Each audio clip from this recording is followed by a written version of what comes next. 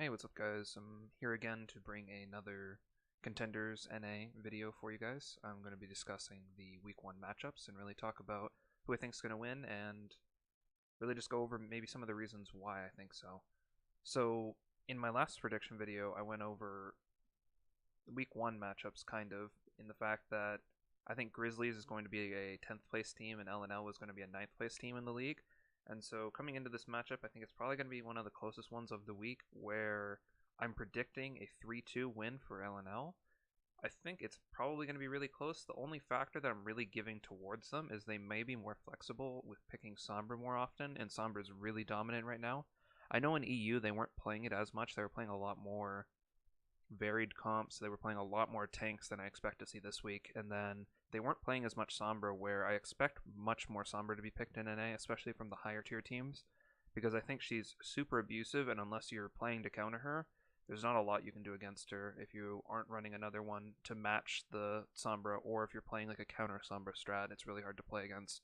So I'm giving it to LNL 3-2.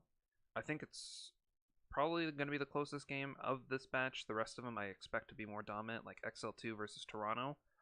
I'm not 100% sure on this matchup. I rated XL2 being the 4th place team. I think that might have been too high, and then Toronto at 7th. Maybe I think I'm giving way too much slack to XL2 just because they only have one Korean to integrate, where he's got to learn English, where Toronto has 3 at this point. I don't know. I think the comms on these half Korean, half NA rosters, even though the Koreans might be learning English, might be okay. But I think there's going to be some things with Sombra and more cohesive, basically team comps that you're going to need to talk a lot more often. And it's going to be a lot harder to communicate, and maybe these people won't understand exactly what you're assuming going into a play, and so it'll be harder. Even though you can kind of plan around that, sometimes there's heat of the moment things where they might be confused, and so I'm giving it 3-1 to XL2. Maybe that's a bit of an over exaggeration towards them, but I think the cohesive comms are really going to help them, and if they are able to like really plan things out, and Adam being like such a good shot caller is able to plan things out, I think they stand a good chance to win this. So for the last game of the day, we have Gladiators versus Mayhem. I think this is probably going to be one of the more dominant games of this week. Gladiators is a really cohesive team. They really work well together. I really like their roster. Mayhem, they're a bit thrown together. I don't know if they'll be as cohesive. It seems like Mayhem as an org has not really spent a lot of money on their rosters and don't really care to invest as much. I think they're just here to exist, maybe to like make a brand in other areas. So I think Gladiator is probably just better in all roles. It's kind of hard to see how they'd win.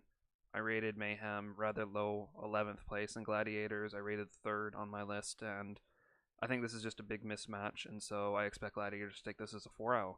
So then on the 13th, we have Envision versus Simplicity. I think this again is another pretty big mismatch.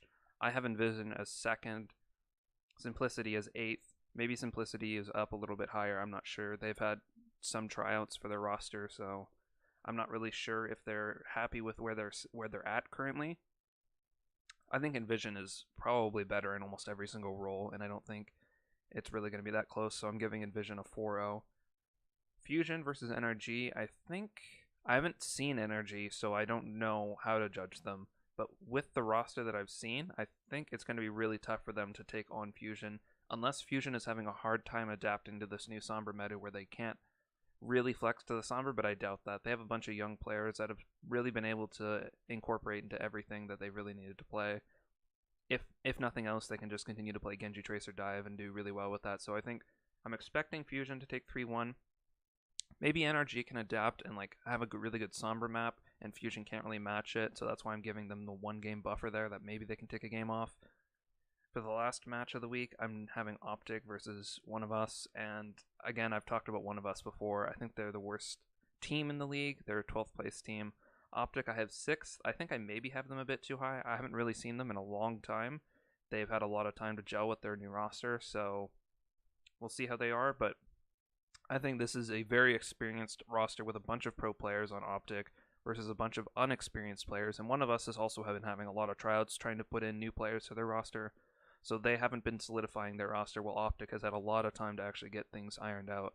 So I think and expect Optic to have a 4-0, and I think the experience is really going to show, and Optic is really going to take this matchup, and it's not going to be close. All right.